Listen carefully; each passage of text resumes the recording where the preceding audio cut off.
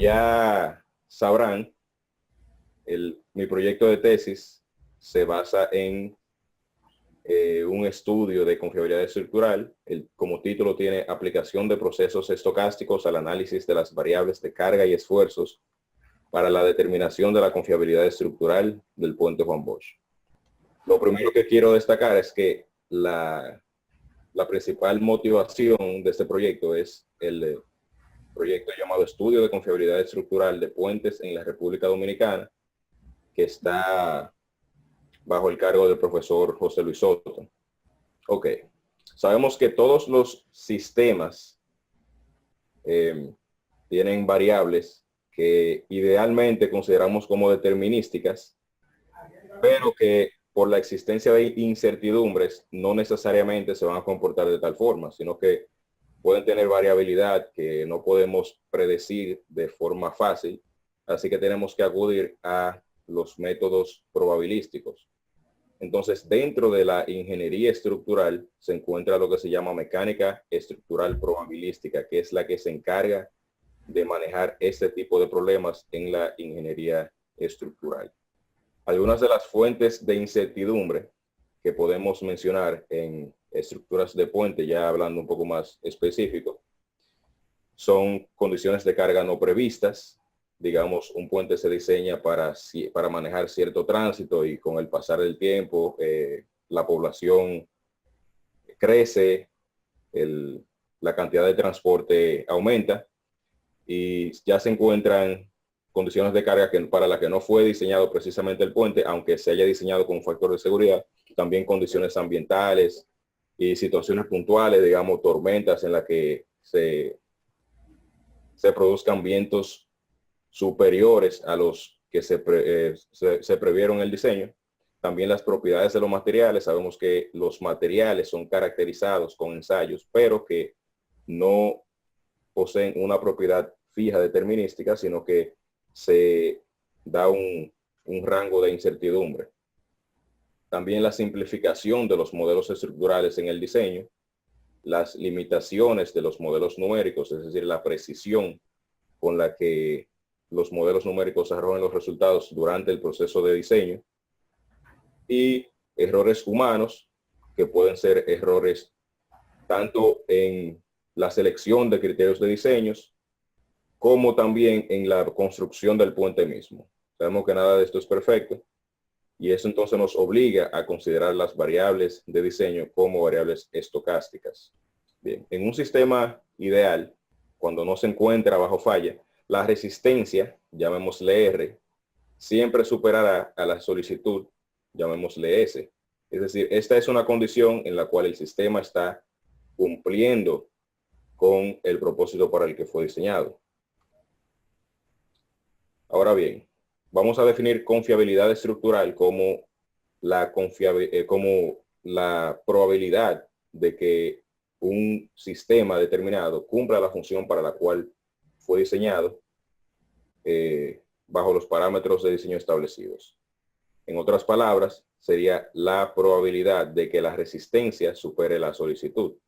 Para verlo un poco de forma gráfica, consideremos una distribución de carga y distribución de resistencia, ya como variables aleatorias.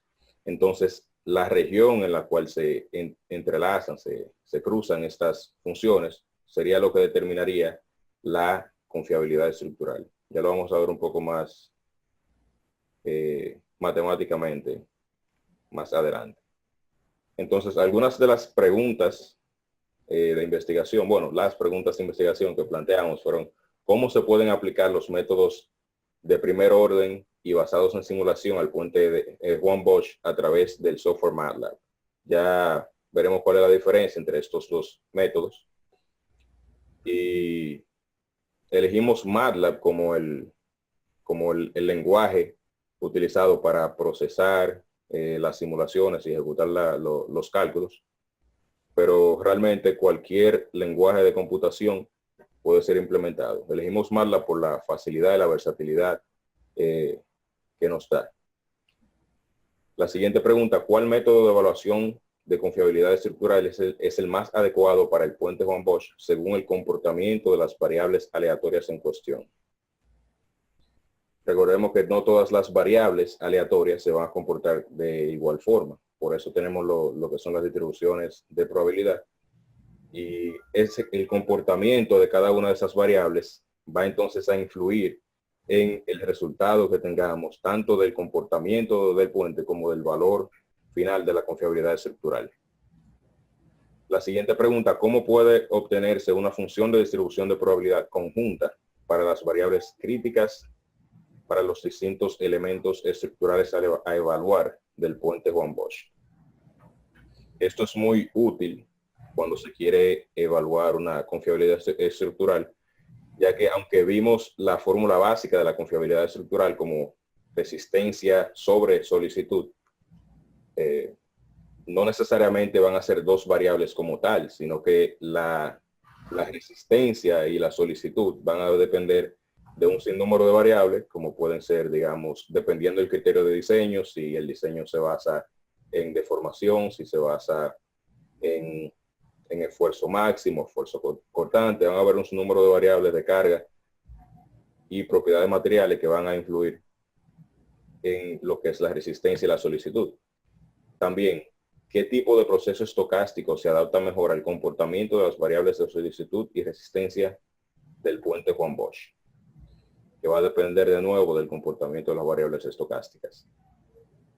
¿Cómo se puede integrar los métodos desarrollados en MATLAB con CSI Bridge y SAP 2000 para determinar la confiabilidad estructural del modelo del puente Juan Bosch? Y esta pregunta surge por el hecho de que ya hoy en día es más versátil trabajar con modelos computacionales que con modelos matemáticos puramente escritos, aunque intrínsecamente sean matemáticos de todas formas, pero es muy distinto la manera en la que se manejan las variables cuando la tenemos en métodos numéricos y en métodos con ecuaciones de forma explícita. Es decir, si manejamos, por ejemplo, un problema simple de confiabilidad estructural con una ecuación de estado límite en MATLAB, en la que solamente escribimos la fórmula en código, digamos, todo se hace dentro de la interfase de MATLAB. Ahora bien, si tenemos un modelo mucho más complejo, como es el modelo del puente Juan Bosch, que se desarrolló en CSI Bridge, que lo vamos a ver un poco más adelante, ya se hace un poco más complicado porque hay muchos más parámetros envueltos, ya hay ciertos métodos de cálculo de confiabilidad estructural que no se pueden aplicar directamente porque exigen una expresión explícita de la función de estado límite, y ahí entonces debemos acudir a los métodos de simulación. El objetivo general de este proyecto es ejecutar un análisis de las variables estocásticas de cargas, esfuerzos y resistencia que arroje como resultado un modelo matemático para el cálculo de la confiabilidad estructural del puente Juan Bosch. Es decir, los resultados de esta tesis no se limitan a el cálculo de un número, sino que más bien va a dejar una plataforma, un código, un programa integrado con CSI Bridge, que en caso de que el modelo del puente se modifique en un futuro o se quiera aplicar no solo a ese puente, sino a cualquier otro modelo de puente, y quizá un poco más general, ahora mismo el alcance que tiene a cualquier modelo estructural desarrollado en CSI Bridge, este modelo puede ser aplicado para calcular la confiabilidad estructural. Los objetivos específicos tenemos programar en MATLAB algoritmos de primer orden y basados en simulación para aplicarlos en el cálculo de la confiabilidad estructural del puente Juan Bosch. Determinar de entre los métodos explorados el más adecuado para el cálculo de la confiabilidad estructural del puente Juan Bosch. Y el decir el más adecuado dependería de tanto de la eficiencia de la computación del equipo que se esté utilizando, vamos a decir, y también de la naturaleza del problema que se esté tratando. Si es una función simple, lineal, a lo mejor el método de primer orden es el más eficiente, el más adecuado, para a lo mejor funciones más complejas, más complicadas. Un método de simulación puede ser más eficiente, y dentro de los métodos de simulación no necesariamente uno va a ser mejor que el otro, sino que va a depender de las circunstancias y de la precisión que se quiera alcanzar. Verificar mediante MATLAB la cantidad de iteraciones y la precisión arrojada por cada algoritmo desarrollado para el cálculo de la confiabilidad estructural del puente von Bosch.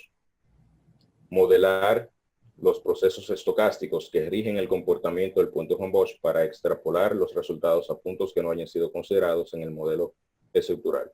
Es decir, cuando se trabaja con un modelo estructural, no necesariamente se van a analizar todos los puntos del puente, sino un conjunto de puntos que se seleccionen, y puede ser el caso de que haya puntos que no hayan sido explorados, pero que si se observa una correlación, una tendencia, entonces se podría extrapolar los resultados de la tendencia de la confiabilidad estructural a lo largo del puente, ya como un proceso estocástico, a puntos que no hayan sido analizados.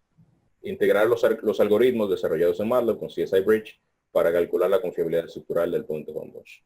Vamos a ver algunos de los antecedentes de la literatura consultada, algunos de los más relevantes.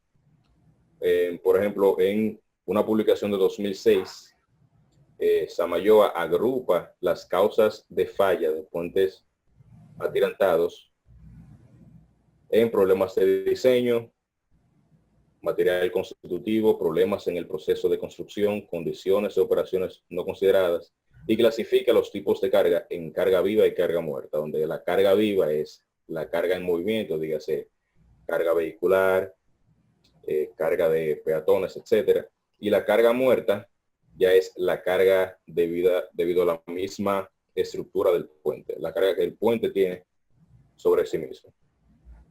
Y aplica la data de carga vehicular y carga muerta a una serie de modelos de componentes en el software ANSYS. Bien, ¿cuál es la limitación de esta publicación? Que ellos trataron cada uno de esos componentes de forma individual y realmente no pudieron, digamos, explorar una gran cantidad de condiciones de carga aleatoria, sino que seleccionaron una cierta cantidad de casos y lo analizaron en ANSYS. Es decir, sabemos que si vamos a ejecutar simulaciones, mientras más puntos tengamos, mientras más data tengamos, podemos reducir la incertidumbre que tenemos sobre el resultado. Por su parte, Gacemi en 2016 dice que hay incertidumbres asociadas a la carga viva, como el número de vehículos, peso de vehículos, espaciamiento entre ejes, velocidad, entre otras, que hacen necesario considerar la carga viva como una variable aleatoria. Y esta parte aquí de espaciamiento entre ejes es muy importante, que para eso entonces están las normas AASHTO, que son las que regulan las categorías de los tipos de vehículos, que son parámetros que se especifican dentro de CSI Bridge al momento de crear el modelo. Muñoz en 2002 evaluó la confiabilidad estructural de un puente metálico mediante el cálculo del índice de confiabilidad, que ya veremos más adelante cuál es su significado. Las distribuciones de esfuerzo son obtenidas mediante una serie de simulaciones en el software SAP 2000 en condiciones de atasco vehicular sobre la estructura. Bien, ¿cuál es el problema de utilizar este alcance de este enfoque de índice de confiabilidad? Que la definición de índice de confiabilidad que él utilizó asume que el comportamiento de las variables aleatorias consideradas es normal, pero no necesariamente tiene que ser normal, especialmente en condiciones donde sabemos, por ejemplo, que el valor de la variable tiene que ser mayor a 0, por ejemplo. Sabemos que si tomamos una distribución normal, en algún momento vamos a obtener, vamos a introducir incertidumbre por ignorar esa parte que es, digamos, menor que cero. También evalúa el índice de confiabilidad y probabilidad de falla y realiza proyecciones para predecir la evolución del índice de confiabilidad a través del tiempo. Ahora bien, en una publicación reciente, Gacemi y Norwalk propusieron un método alternativo para calcular el índice de confiabilidad para mejorar ese aspecto de esa asunción de distribución normal en las variables aleatorias de entrada. Y lo hicieron mediante una aproximación de la función de densidad de probabilidad de estado límite mediante combinaciones lineales de funciones de distribución normal. Todavía en esta publicación, ellos tienen un método muy robusto de hacerlo, pero es muy costoso a nivel computacional. Esta publicación es reciente, salió, si no me equivoco, hace algunos 2 meses, me parece que la terminaron de publicar.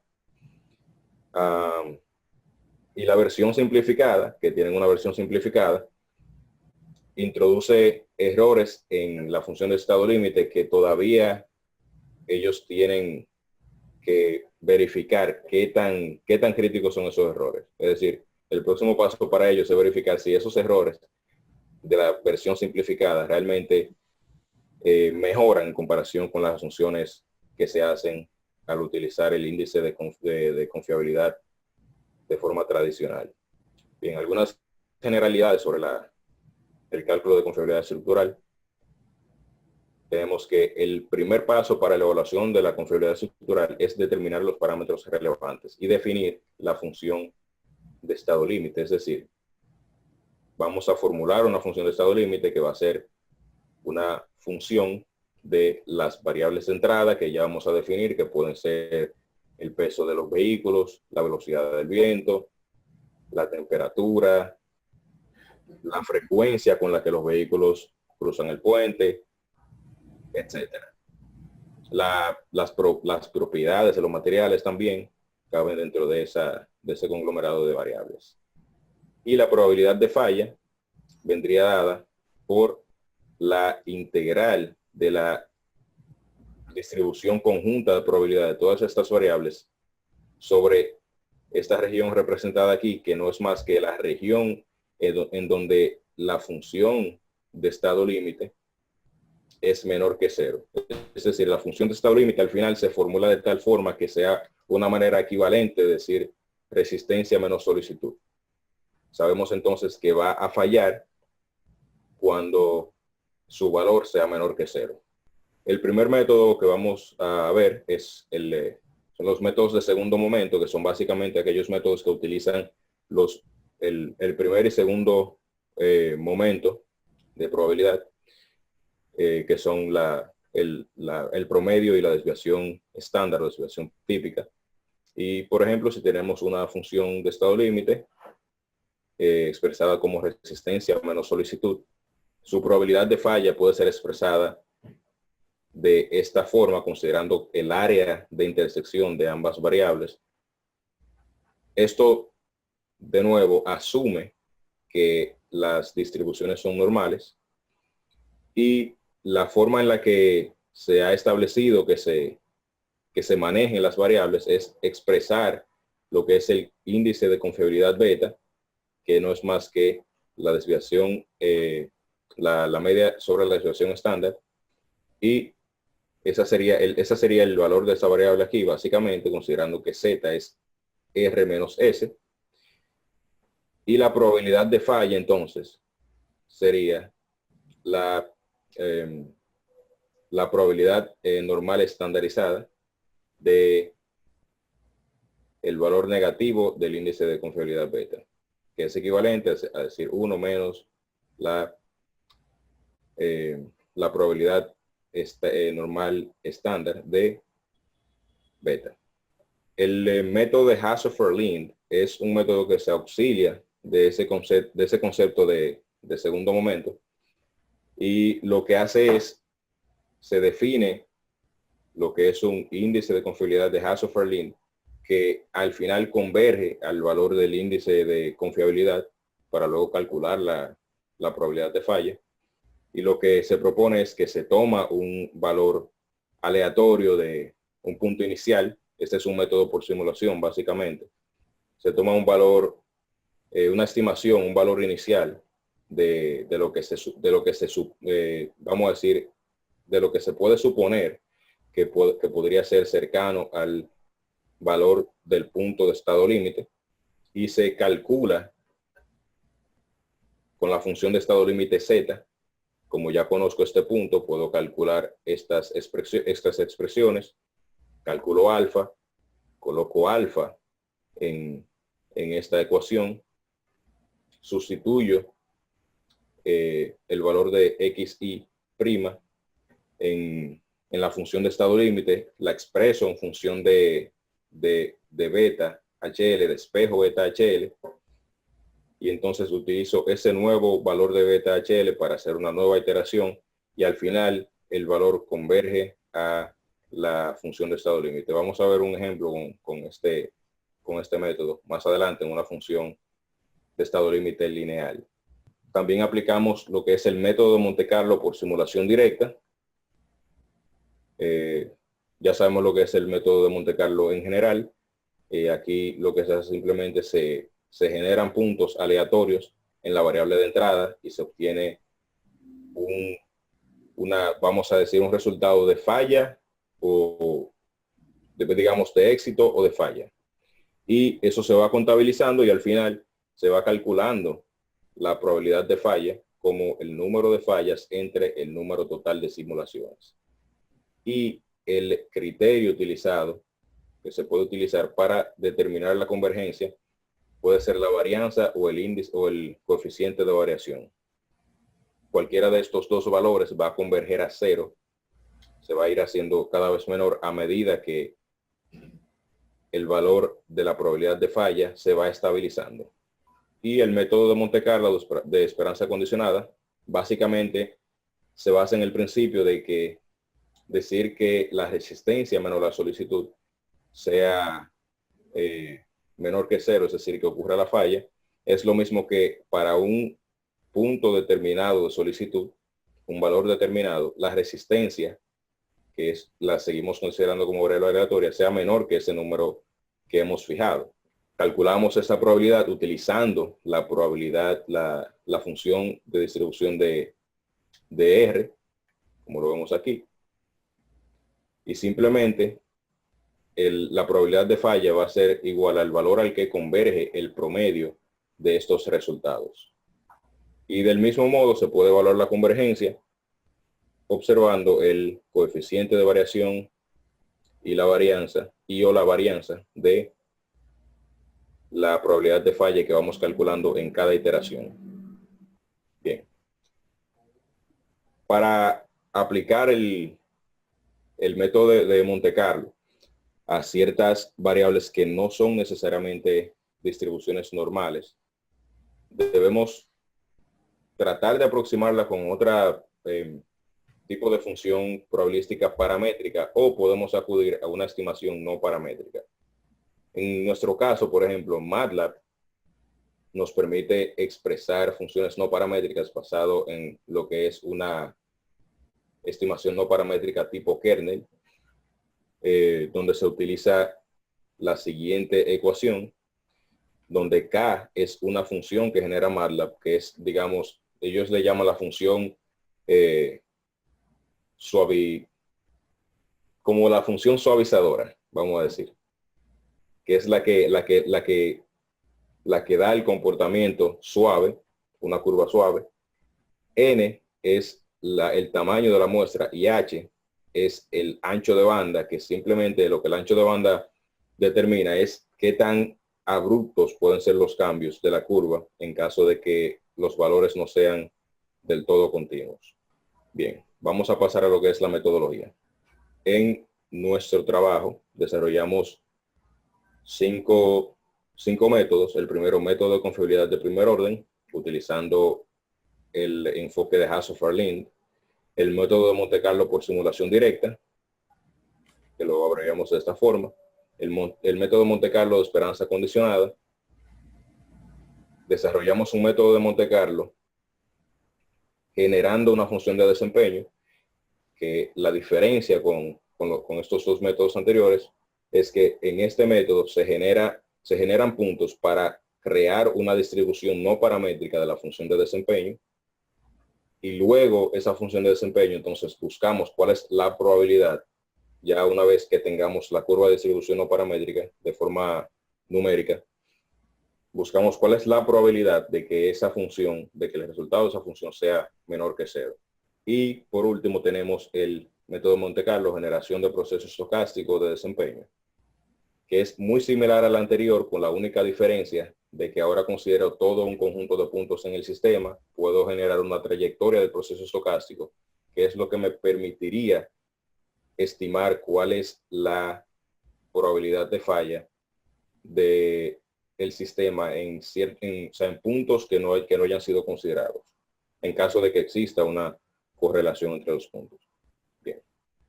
Para fines de validación de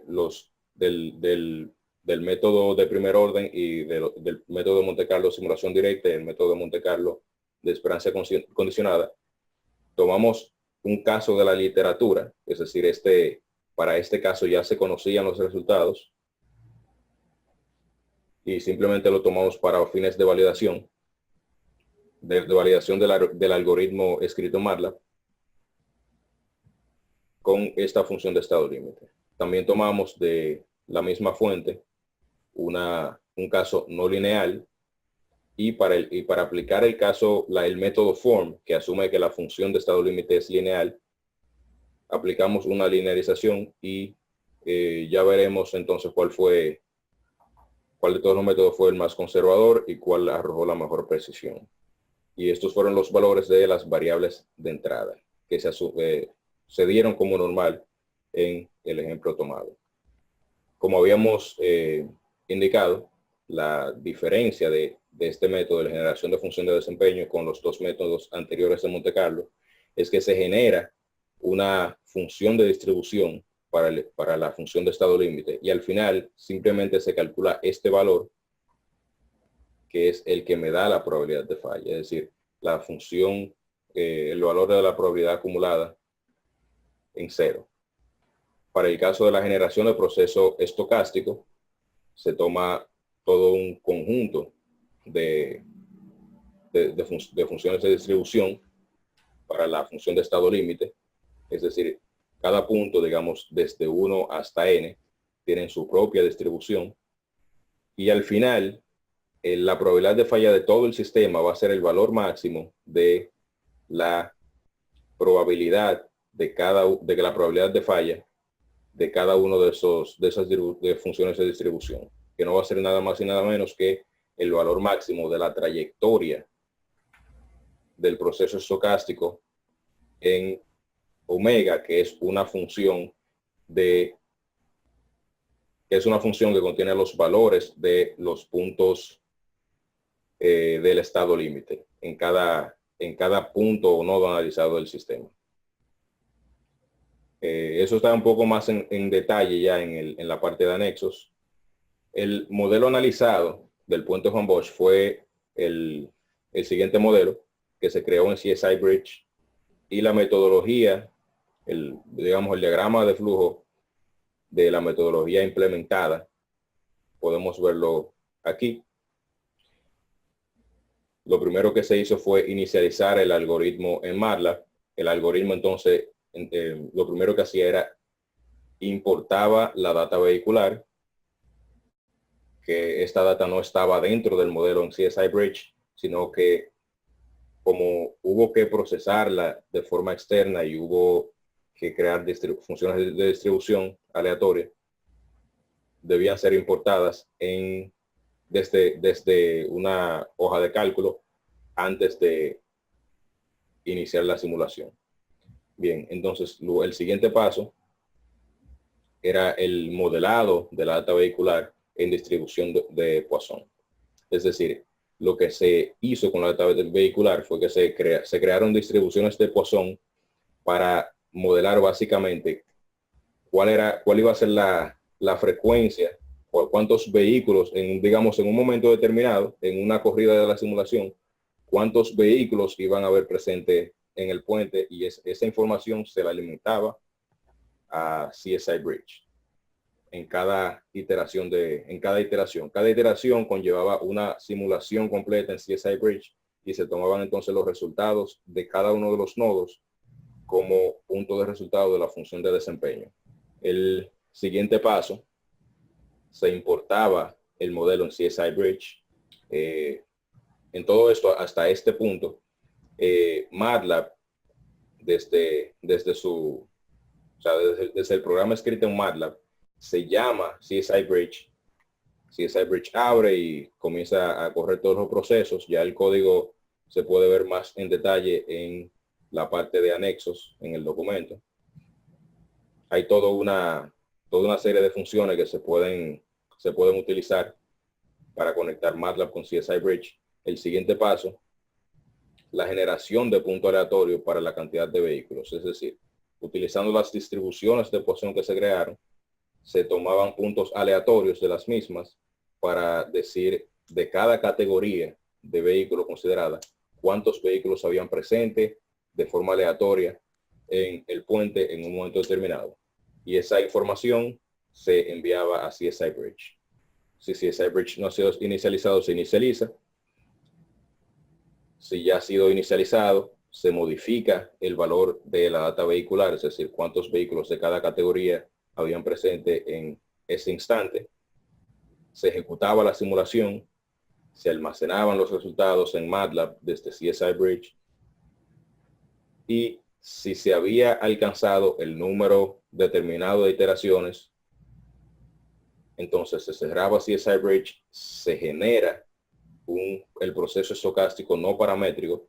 Es decir, lo que se hace en este paso es que para cada nodo, como tengo un conjunto de puntos, se generan funciones de distribución de la función de estado límite.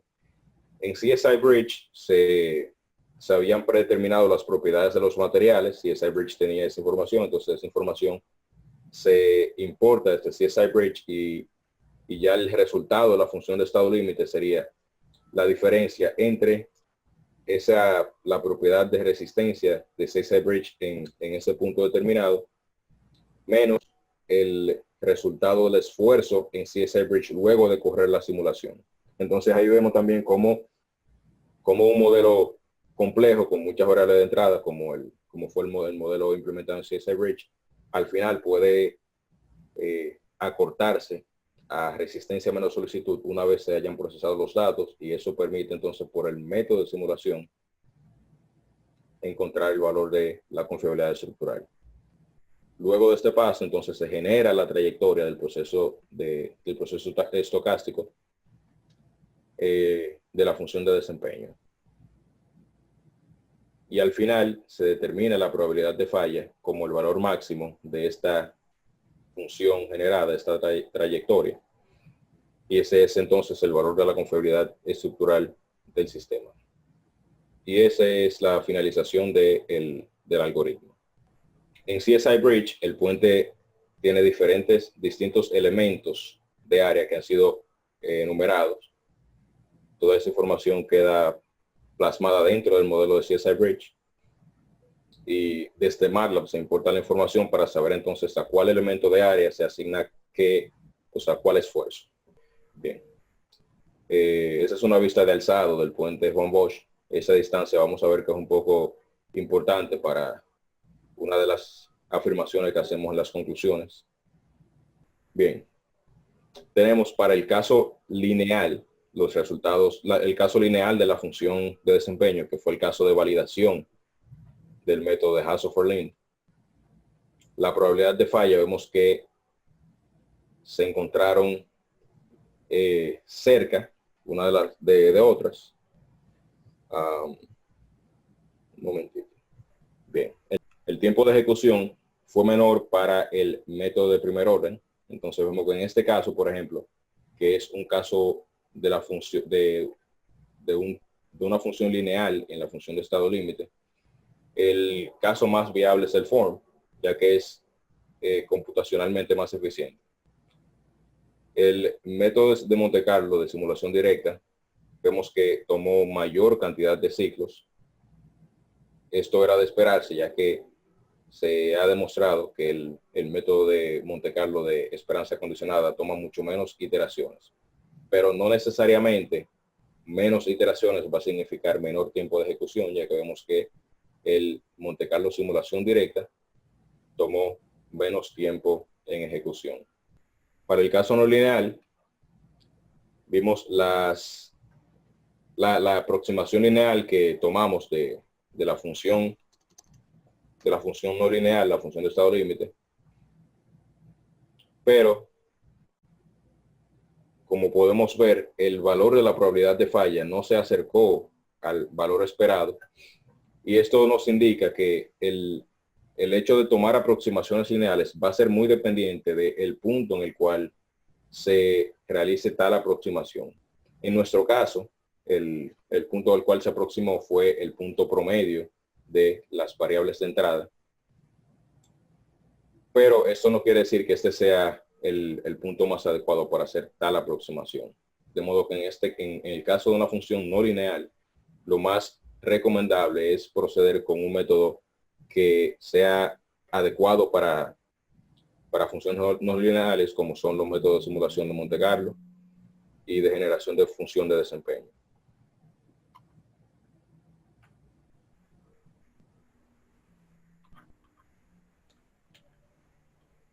Bien. Para el puente Juan Bosch, tenemos de la data vehicular que se recolectó, que se puede ver de forma completa en los apéndices. Tenemos la cantidad promedio de cada tipo de vehículo. Consideramos 4 tipos de vehículos.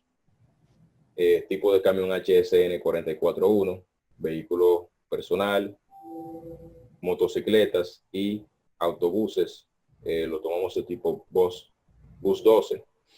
Y ese fue el promedio por carril de cada uno de los vehículos.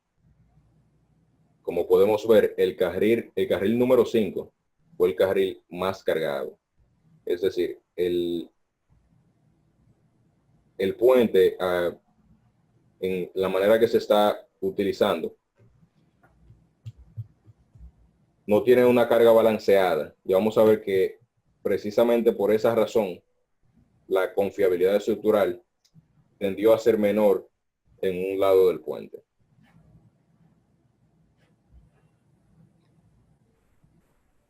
La categoría más la categoría más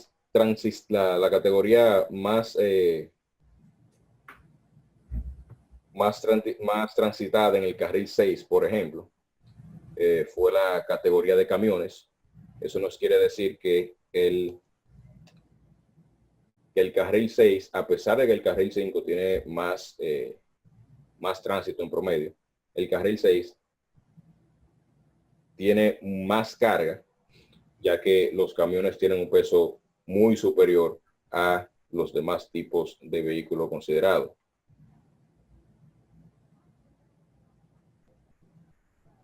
Esta es la distribución de Poisson para la data vehicular de camiones en el Juan Bosch organizado por carril. Vemos entonces que el carril 6 tiene la mayor cantidad promedio de carriles. Sabemos que la distribución de Poisson es una distribución tipo discreta, pero utilizamos las líneas para facilidad de inspección visual. En el caso de los vehículos personales, el carril número 1 fue el más transitado. Y en el caso de los vehículos personales, en el caso de las motocicletas, el carril más transitado por motocicletas fue el carril 5. Vemos que hay una amplia variabilidad tanto en carriles 5 y 6 en cuanto a tránsito de motocicletas se refiere. Y en el caso de los autobuses, el carril 5 es el más cargado, eso nos indica que al ser el carril 5 y 6 los más cargados, el puente recibe una gran cantidad de carga de un solo lado, confirmando una vez más la afirmación de que el puente no tiene una carga equilibrada. Este, por ejemplo, es la función de distribución de estado límite de el elemento de área número 8, que fue el que presentó una probabilidad de falla superior a 0. Y vemos cómo su función de distribución sí logra cruzar la barrera de 0, una función de distribución no paramétrica, y este elemento precisamente se encuentra en el extremo izquierdo del puente, donde se encuentran los carriles 5 y 6. También mostramos aquí la gráfica de temperatura con una distribución no paramétrica. Vemos cómo la distribución no paramétrica se asemeja mucho al comportamiento de la variable aleatoria. Esto no lo podríamos hacer de forma tan precisa con una distribución normal.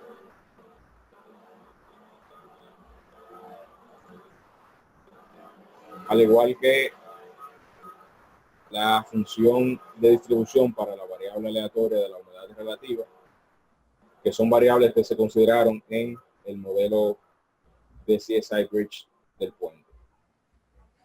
También tenemos la velocidad del viento, que sí, aunque puede ser aproximada con una distribución normal, la distribución no paramétrica se asemeja mucho también a su comportamiento.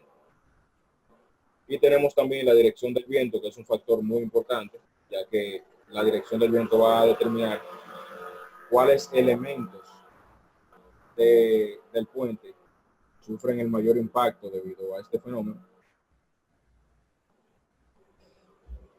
Bien, esta tabla nos indica cuál es la probabilidad de falla de cada uno de los elementos de área considerados. Se consideraron en total 195 elementos de área. La probabilidad de falla del elemento número 8, como ya habíamos mencionado, fue la única que superó el valor de 0. Y esta fue la trayectoria encontrada para el proceso estocástico generado del puente, donde vemos que el elemento de área número 8 es el que presenta una probabilidad de falla por encima de 0.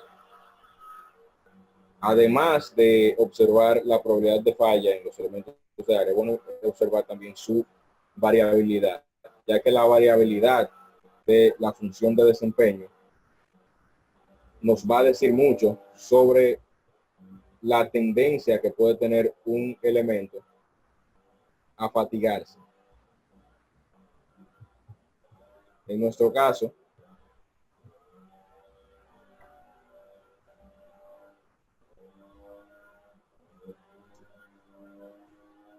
los elementos que se encuentren con valor más alto de variabilidad son los que van a tener mayor tendencia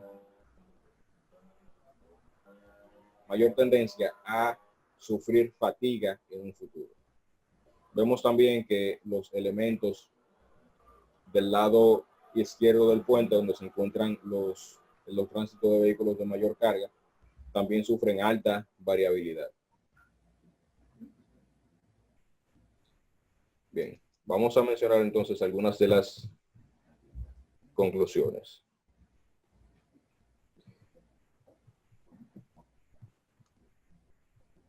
Ya habíamos mencionado que en el caso no lineal de la función de desempeño Z, el método de primer orden fue el menos conservador. Y en el caso no lineal, el método de primer orden resultó ser muy poco confiable. El valor de la probabilidad de falla para el puente Von Bosch va a depender de la exactitud del modelo desarrollado en CSI Bridge y de la precisión de la simulación ejecutada. En nuestro caso, ejecutamos una simulación con 100 puntos. Esta simulación puede tornarse con alto costo computacional puede tornarse larga dependiendo de la complejidad del modelo. En nuestro caso, la simulación tomó alrededor de 30 horas para completarse. Y encontramos que al no ser uniforme el flujo vehicular, el carril 5 es el más cargado y las secciones 13, 16 y 164 son las más afectadas que se encuentran en ese lado del puente. 13, 16 y 164 en el orden de CSI Bridge, que habíamos visto, no, tenemos una correlación en la tabla, porque el orden establecido en CSI Bridge no era el mismo orden realizado en MATLAB, ya que se necesitaba una continuidad utilizando los números naturales para poder establecer entonces el proceso estocástico.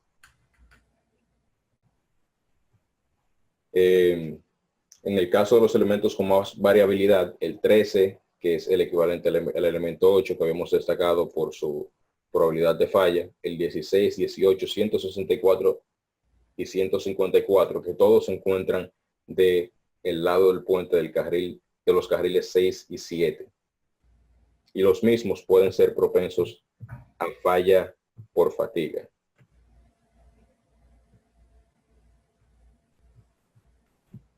Algunas de las preguntas que podemos hacernos, quiero destacar dos principalmente. ¿Qué correlación se necesita entre los puntos analizados para justificar una estimación de probabilidad de falla en los puntos no analizados? En otras palabras, ¿hasta qué punto de correlación entre los resultados y el comportamiento de la función de estado límite en cada nodo analizado de una estructura? ¿Qué correlación se necesita tener para poder afirmar que se puede aplicar una extrapolación a puntos que no hayan sido analizados, que se encuentren entre puntos analizados del puente de forma segura? ¿Y cuáles criterios se deben tomar en cuenta al seleccionar el comportamiento de la estimación de una función no paramétrica en una función de densidad de probabilidad? Ya que habíamos mencionado ciertos parámetros en la estimación no paramétrica para la generación de la función no paramétrica de la función de densidad de probabilidad, pero estos parámetros pueden ser variados y si observamos el comportamiento de la función no paramétrica, de la estimación no paramétrica, podemos ver que hay cierta variación que más que nada se hace por inspección para observar qué también se ajusta. Sería bueno estudiar cuál sería el criterio de selección para estos parámetros, cuáles serían los valores óptimos de estos parámetros para poder optimizar la semejanza de la estimación de la función no paramétrica con el comportamiento de la variable. También algo que quiero destacar es que, según una de las fuentes consultadas, que por eso destaqué la separación entre las columnas del puente Juan Bosch, el impacto, la presencia de camiones múltiples en un carril determinado tiene un alto impacto en la estructura del puente para puentes que tienen una separación entre columnas mayor a los 60 metros, que para el caso del puente Juan Bosch es de 180 metros.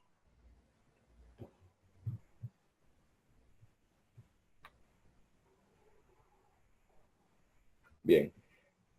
Algo más que quiero destacar es que aunque se haya seleccionado un número predeterminado de puntos para generar la función de desempeño de cada uno de los nodos analizados en el puente Juan Bosch, si se cuenta con un mayor poder computacional y un mayor tiempo de simulación, se puede correr la simulación hasta un punto que se consiga una convergencia determinada dentro de un valor, digamos un epsilon, que se quiera especificar y conseguir entonces una precisión mucho mejor.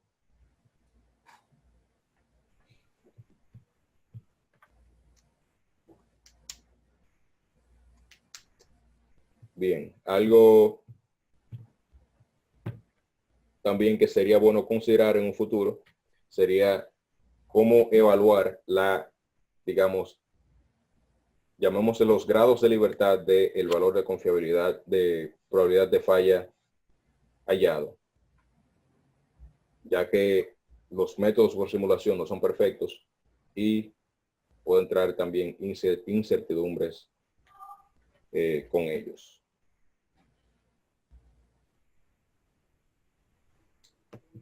Bien. ¿Preguntas? Ajá. A mí me gustaría que tú hablaste sobre los elementos. ¿Cómo? A ver me escuchan. Sí, sí, le escucho.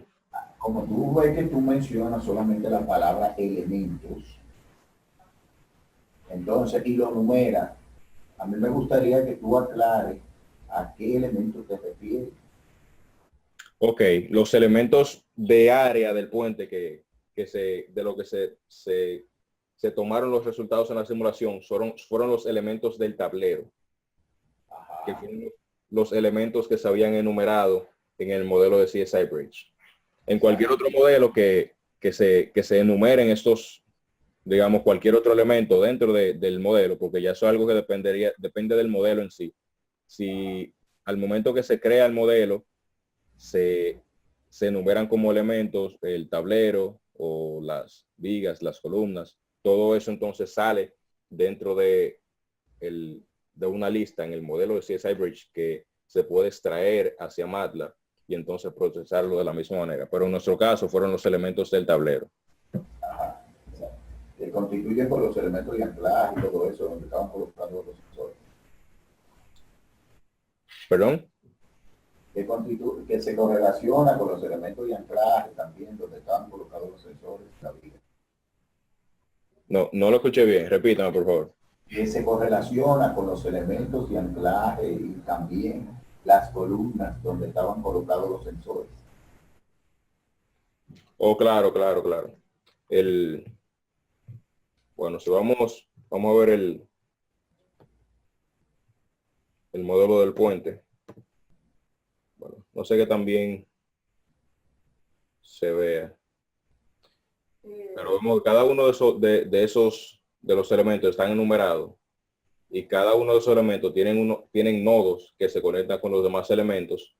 Del mismo modo, lo que se ve aquí en verde son los tirantes que tienen sus nodos asignados conectando con los elementos de área, que esos nodos también son parte del resultado arrojado por CSI Bridge. Es decir, todo lo que se define en el modelo, los elementos de área del tablero, los nodos en el tablero, las conexiones con la columna y con los tirantes, todo eso es parte del resultado que se exporta hacia MATLAB. Y aunque no te vean. Sí, aunque no me veas, estoy aquí. Ok. Antes de nada, felicitarte por tu trabajo. La tesis está muy bien escrita y la presentación ha sido Gracias. muy clara. Y has hecho un buen trabajo integrando CSI Bridge y MATLAB. Gracias. Quería comentarte un par de cosas. Bueno, Ajá. quería comentarte solo un par de cosas. Primero, me estaba leyendo ayer la tesis, no sé si me mandaron la versión definitiva, pero había un par de errores tipográficos, solo los comento por si acaso. En la página 6 hay un error tipográfico con la velocidad, donde dice velocidad, y al final en el apéndice parece que dice apéndices con 2 P's. ¿Sí? Son solo detalles para que lo tengas en cuenta. Ok, perfecto. Y luego quería preguntarte, sobre todo, ¿cuáles han sido vuestros datos de partida? ¿Verdad? Porque has hablado mucho del estudio, pero ¿hasta qué punto os ha sido fácil obtener datos confiables para hacer todo este estudio? Bueno, si nos vamos al apéndice, donde tenemos la data vehicular que fue tomada. Esa data no la tomé yo, me la proporcionó el profesor Soto de un estudio que se había hecho. Yo lo que sí hice fue aplicar esa data. Esa data ya se me había dado. Y el modelo estructural del puente ya había sido creado por el ingeniero estructural que había sido encargado de esa parte dentro del proyecto. Yo lo que sí hice fue que integré la data vehicular al modelo del puente, utilizando entonces las regulaciones de las normas AASHTO, que lo que se hace es, se toma dentro de las categorías que se tomó la data vehicular de autobuses, camiones, vehículos personales, motocicletas.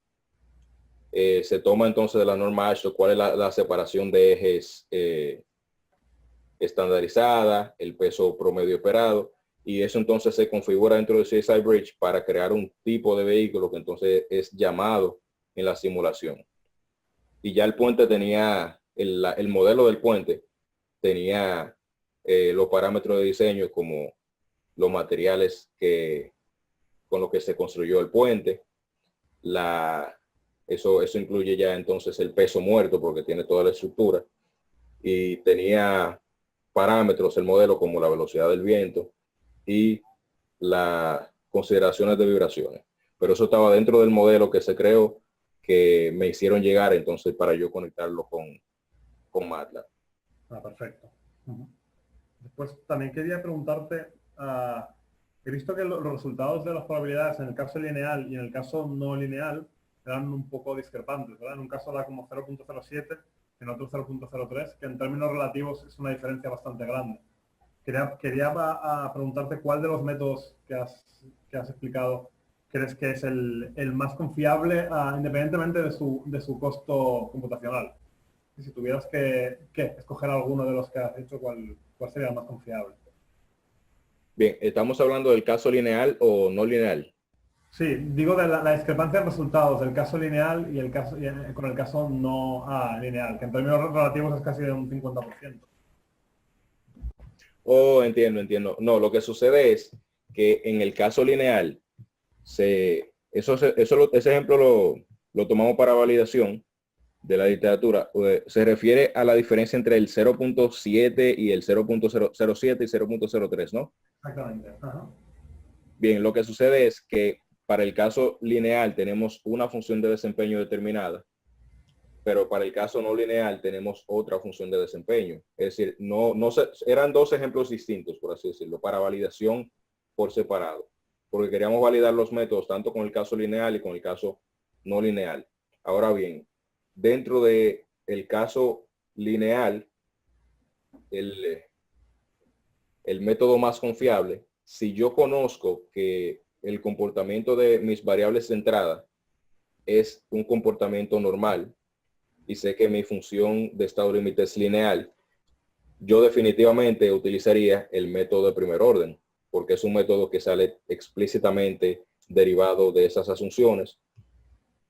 No necesita tiempo de simulación, es algo totalmente directo. Pero para el caso no lineal,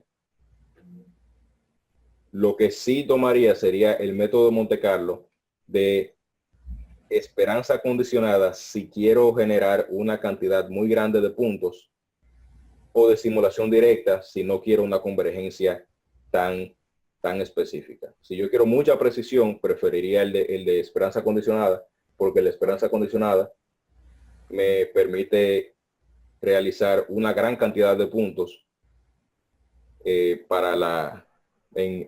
digamos, en un mismo tiempo. Me permite conseguir una muy buena convergencia en el mismo tiempo que consigo una convergencia quizás no tan buena en el de simulación directa, porque necesita generar mucho más puntos, y también dependería en sí de la complejidad de la función no lineal. Ok, perfecto. También quería preguntarte, he visto en la tesis en algún momento que has asumido que algunos procesos son de Markov, o sea, que no dependen de los instantes anteriores, digamos. Quería preguntarte qué tan realista era eso en el caso de una estructura como un puente.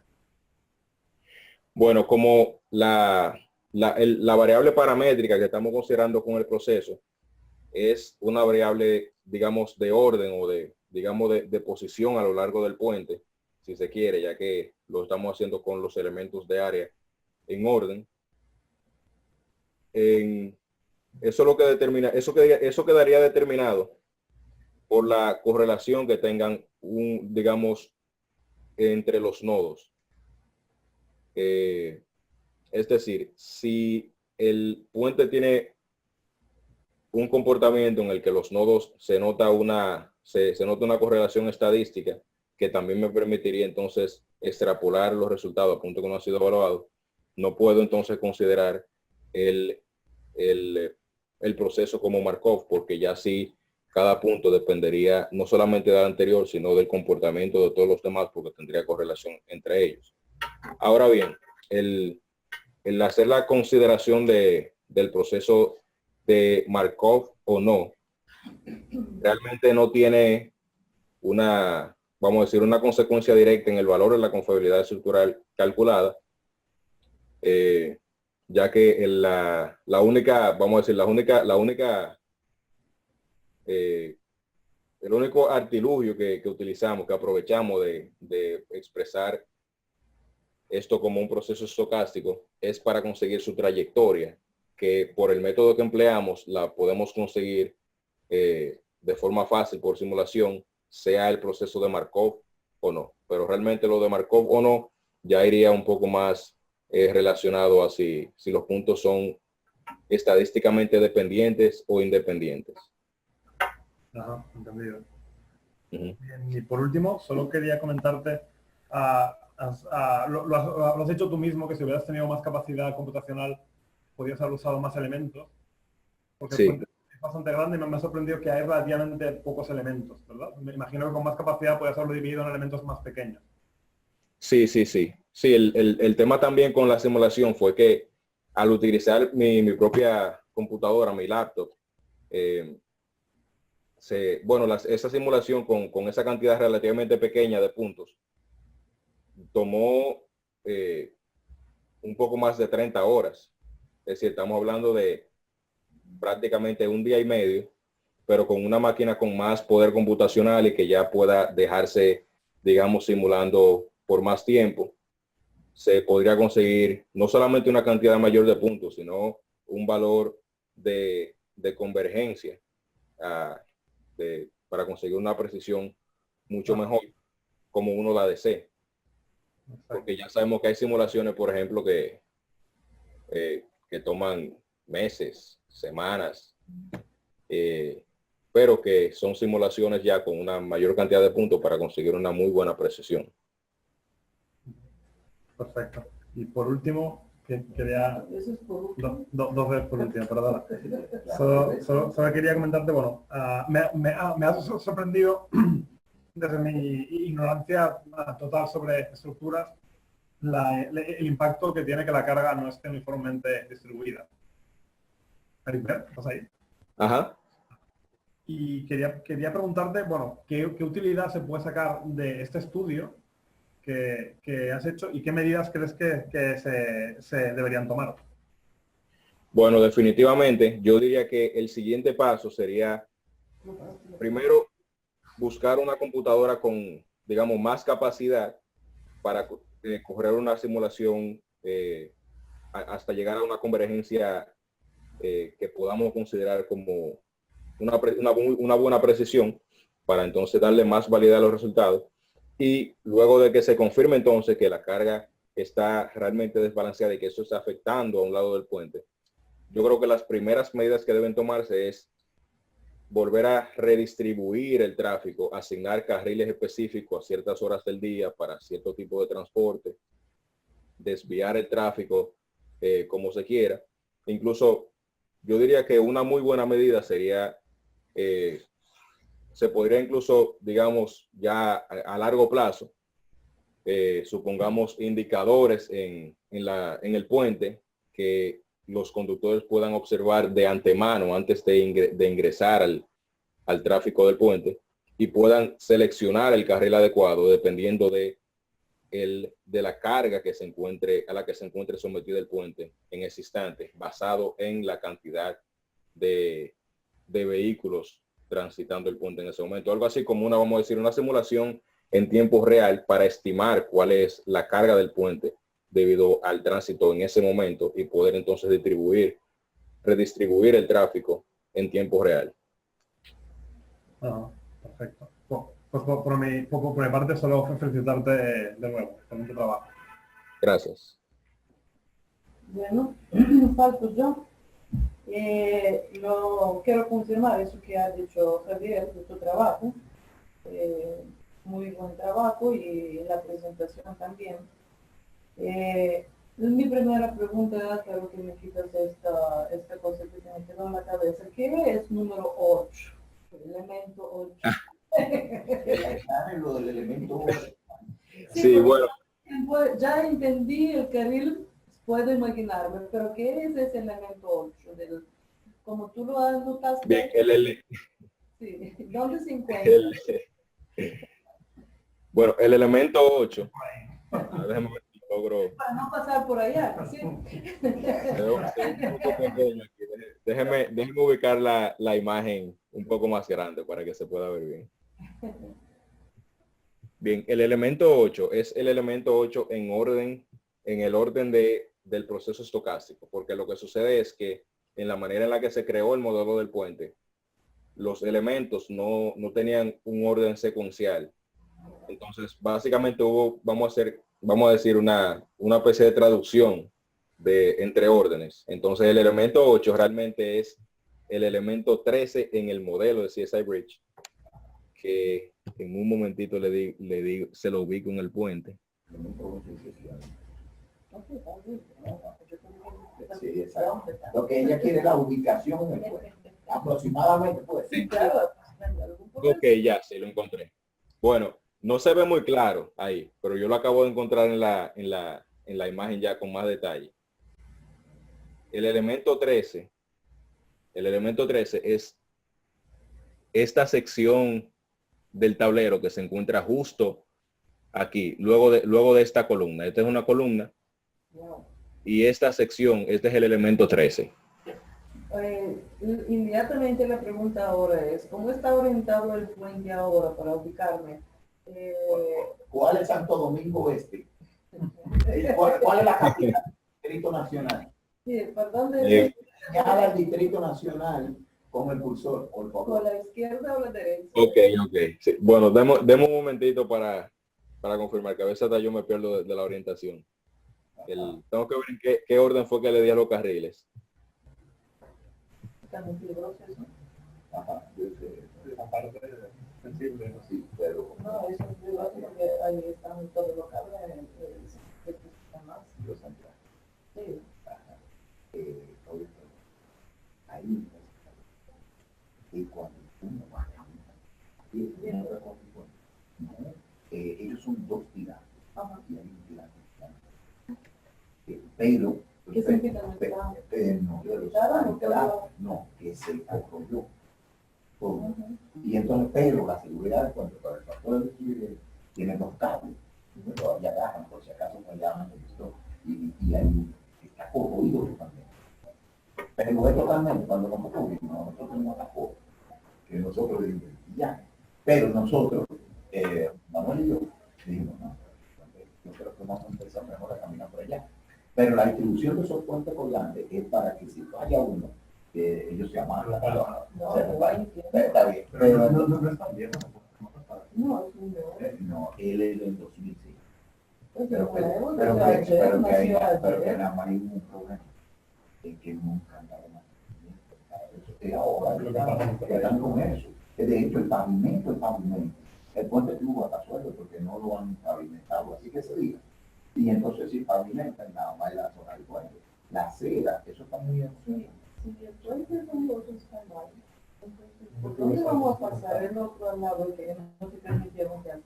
Exactamente. Y lo otro de los paseos. No le permitieron. No le permitieron que estaban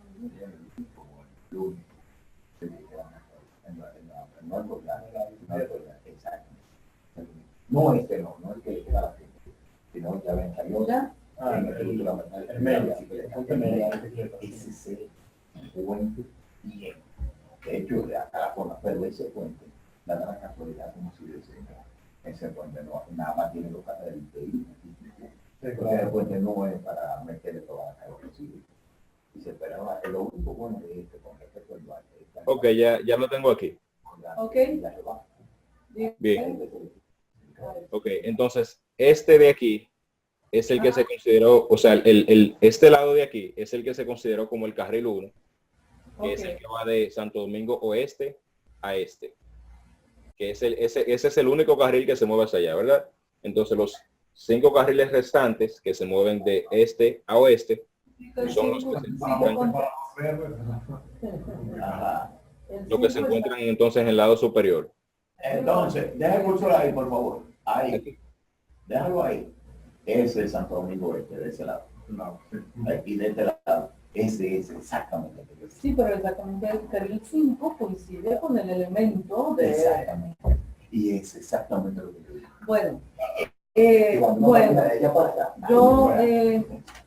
Javier me robó una de las preguntas, pero yo me voy a hacerla. Es muy práctica, no tiene que ver con la parte de la matemática. Yo siempre, no quiero olvidar la matemática, pero ¿cómo tú crees, qué podríamos decir, de qué forma podríamos decir al ayuntamiento a quien le corresponde, o no sé qué? A la Secretaría de Obra Pública. Sí, ¿de qué forma le vamos a decir que en la forma en cual se mueven por ese puente producen efectos en cual desde cierto tiempo será inutilizable el puente o será un peligro para el... Bueno. ¿Cómo tú piensas, podamos con ese dato que tenemos a convencerlo que tienen que tomar medidas? Porque yo creo que no tenemos la suficiente cultura para que indicamos de una forma automática a los conductores que pasan por un lado o no pasan por otro lado. O sea, hay que regularlo con paredes más o menos para que lo obligamos que pasen. Entonces, desde tu punto de vista, ¿qué forma podríamos decir esta información para alarmarlo y que tomen medidas? Bueno, yo creo que sí sería de utilidad tomar entonces el dato de variabilidad de carga y hacerle ahora un análisis de fatiga para estimar el tiempo de vida que tendría el puente en esas condiciones. Y ese sería quizá un dato un poco más alarmante para ellos cuando se le diga un tiempo específico, se le diga, mira, en 10 años, en 5 años, el puente puede sufrir tal daño estructural, y eso te va a provocar un gran problema a nivel de tránsito porque tu puente maneja cierto porcentaje del tráfico diario. Y ya para buscar la manera de que se redistribuya el tránsito, de que los vehículos de cierto tipo se transporten por algún sitio determinado. Bueno, eso es una cultura quizá un poco difícil de crear, porque por ejemplo, aquí se ve el ejemplo de que cada carril tiene su indicación de qué tipo de vehículo debe pasar por ahí, la gente lo respeta, porque la gente entiende que eso está ahí por alguna razón, porque debe cuidar la estructura y un sinnúmero de factores, y que realmente es una cultura difícil de crear, pero lo primero que se debe hacer es establecer normas y establecer ciertas, bueno, ya de por sí hay ciertas calles que solamente, por la que los camiones solamente pueden transitar por esas calles según la ley. Y yo creo que si se redistribuyen los carriles de tal manera de que ciertos carriles desemboquen en alguna ubicación del puente específica, de modo que los camiones no tengan, por ejemplo, alternativa que tomar cierto carril, sería un punto de partida para crear esa cultura. La otra pregunta mía es relacionada, que yo vi que tienes datos de la velocidad y dirección del viento. ¿Dónde se imponieron en el modelo de ese programa, si es el bridge o de una otra forma? Eso que no me quedó claro. Sí, esos parámetros no los incluí yo desde MATLAB, sino que esos son los parámetros que ya estaban incluidos en el modelo de CSI Bridge. Esa data sí me la pasaron, pero para fines de que se supiera cuáles factores se habían tomado en consideración en la creación del modelo. Lo que hicimos entonces poner en la tesis, y también me parece que esos valores tampoco habían sido publicados, así que era un buen punto de partida para hacer esos datos, para llegar a hacer llegar esa información. María, Gracias. perdona que te interrumpa sobre ese dato, quería comentarte algo que me he olvidado. He visto que la velocidad máxima del viento considerada ha sido 5.8 metros por segundo. Me parece un poco pequeña, ¿no? Como que no tomaron datos durante mucho tiempo, ¿no? Porque aquí tenemos un problema de la variabilidad climática y entiendo que en muchos casos va a haber una velocidad del viento mayor que eso. Felipe, Ajá. voy a contestar. Claro, pero eso digo, para tenerlo en cuenta. Sí, no, lo que pasa es que realmente son datos tomados con estaciones metodológicas y se tomaron en cuenta en el modelo. Y de acuerdo a la ASTO, como él dijo, exactamente sí sobrepasa. Pero nosotros tuvimos afortunadamente los vientos en Santo Domingo no superan la velocidad del viento. E incluso si uno pone eólico, una turbina eólica, lo ponen, no mueven. De hecho, lo han puesto como al medio, cuando estaba, lo pusieron cerca y no mueve nada. E incluso la estación metodológica indica, y tenemos 2 estaciones, y también SIBOA, que la tenía una, y no varía mucho la velocidad del viento. Lo tenemos el norte de Maricón, del sur a norte y de norte a sur. Realmente para que atraviese transversal al puente. En esa parte nosotros nada más le pasamos para ver los valores a la base. Muchas gracias. Felicidades para Ajá. Gracias. Me alegro mucho de tu sugerencia. Gracias, profe. Y gracias por la guía y la asistencia. No, nada, estamos en esto. Estamos en contacto, ya después nos comunicamos bien. Sí. Entonces, una pregunta. Sí. Yo, además de los errores tipográficos que me señaló el profesor Javier, yo mismo me di cuenta de que tengo una que otra referencia mal señalizada. Ya para corregir esos pequeños errores, yo enviaría el documento de nuevo a Lara. ¿Qué se haría? ¿Cuál es el siguiente paso con el documento? Sí. yo no sé, creo que cuando se termina hay que entregar algunos, no solamente copias, simplemente impresos, entonces dejan en área, eso es un reglamento, hay que revisarlo. Tú debes de enviármelo tanto a mí como a Lara, ya la corrección lo más rápidamente posible. A ver cómo Okay. yo sé que se quedan aquí. Sí. Ajá. Y entonces se deben de generar unas copias, pero yo me encargo de esas copias. Ajá. Corrígelo lo más rápidamente posible, por favor. Y Sí, no hay problema, profe. y yo le hago pasar a ellos. Ajá. Para imprimir unos ejemplares. Eso hay que preguntarlo. Si tú quieres escribirle a la... Y Belisa sabe, Ahí Belisa. los procesos después. Ajá. Nosotros te vamos a avisar. Vamos a reunir ahora. Sí. La noche te vamos a... Y te avisamos con un correo para que no te quedes así parado y ya son 1h30 parado ahí. Ya después te escribimos un correo, informándote de tu resultado y estas cosas. Perfecto. Muy bien. Perfecto. Bueno, pues muchas gracias. Gracias. Gracias, profe Pencova, profe Soto y profe Javier.